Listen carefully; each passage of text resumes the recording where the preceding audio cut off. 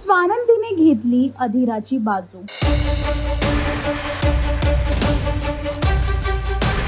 वीण ही दोघातली तुटेना या मालिकेमध्ये स्वानंदीने अधीराची बाजू घेताना असं म्हणलं की आई व्हायचं की नाही व्हायचं हे स्वतः बाळाच्या आईवरती निर्भय आहे। तो तिचा निर्णय आहे की तिला बाळ जन्माला द्यायचं आहे की नाही द्यायचं आहे।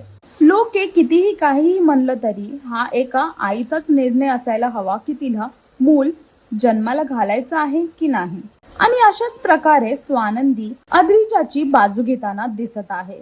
अद्रिजाची बाजू घेतल्याच्या नंतर घरचे तिच्या विरुद्ध जातील का? स्वानंदीसाठी आता एक मोठं संकट येणार का समोरी? हे सर्व पाहण्यासाठी आणि एवढ्या सगळ्या प्रश्नांची उत्तरे जाणून घेण्यासाठी वीण ही दोघातली तुटेना ही मालिका तुम्हाला पाहावी लागेल। आणि अजून असे लेटेस्ट अपडेटसाठी टेलीचक्र रिजनलला सबस्क्राईब करायला विसरू नका।